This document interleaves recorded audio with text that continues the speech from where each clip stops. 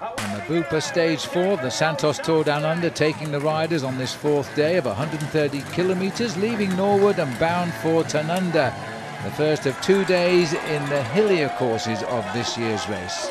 Michael Matthews starting off on the front row, leading the Best Young Riders competition and proving to be a very fast sprinter. And he too nurturing thoughts of a possible victory overall, especially at the end of today's stage, with 2 very difficult sprints and climbs out on the course.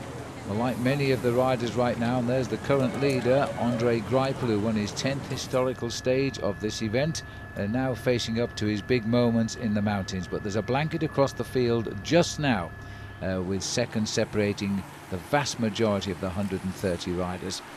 Although it's a short stage at 130 kilometres, this is probably one of the toughest stages that we've had so far, and despite that fact, there were lots of attacks almost from the gun.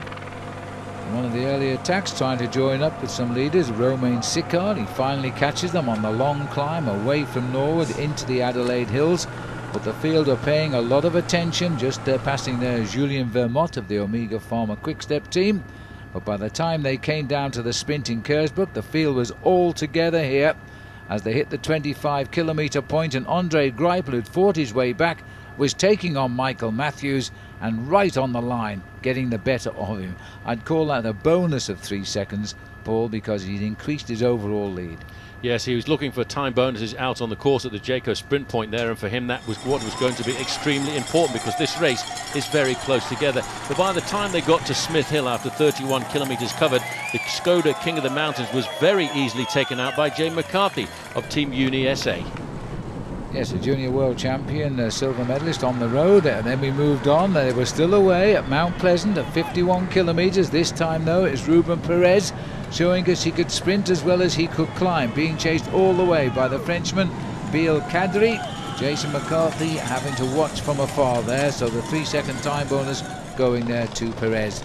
Then come the big challenge of the day, the climb of Mengler's Hill at 107 kilometres, and trying to drop the field was Rowan Dennis. You might notice at the front of the main field a lot of lime green helmets. That is the team Movistar from Spain. They made it very difficult in the first few kilometres of this final ascent of the day, and in fact it had the effect of splitting the field, or at least leaving around about 70 or 80 riders behind, including the ochre jersey of Andre Greipel.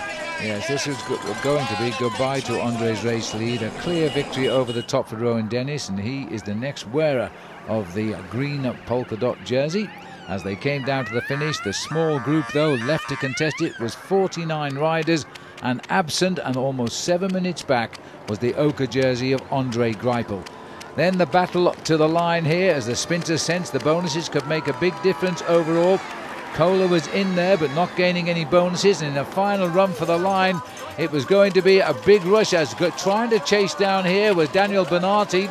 But as they came up to the line, a very, very typical sprint from the rider on right in red, Oscar Freire, in his first Tour Down Under, getting his first victory there for his new Katusha team, and chasing him over the line there was Michael Matthews, but just outside of the time bonus. If Matthews had finished second or third, Paul, he would have been the leader, but there he is, just coming into our picture in 5th place. So the lead passes once again back to Martin Kohler. But the time differences, Phil, were not very big at all, because when you started to add up all those time bonuses, this man had lost an awful lot of time. Andre Greipel, the leader at the start of the day, trailing home in excess of 7 minutes in arrears. Well, I make that the 85th win for Oscar Freire, but it's first for Katusha and his first in the Santos Tour Down Under. And here's what he had to say. He's pretty happy. Yeah, we didn't see the wine today, just only the trees and also the roads. And well, today I think was a difficult final, and I have a really good chance to win, and I didn't lose the opportunity. No, I told you he was a very happy man. He's put himself in the frame to likely win this race too, because he does climb very well, and he'll be up to 3rd overall as a result of that, and only 2 seconds behind the new leader of the day, Martin Kohler. So Oscar Freire receiving the adulation of the crowd. 45 riders, by the way, are within 12 seconds of the new ochre jersey on the back of Martin Kohler.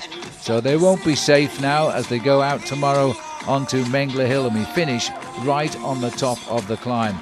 So let's find out how Martin Kohler feels about that. I didn't expect that. The finale was harder than we thought. We dropped Greipel in the climb, and at the end it was 4 of us riding and making the gap bigger, and we were not sure because it was also Michael Matthews in the first group, and yeah, but he didn't make top 3, so I'm back in the lead.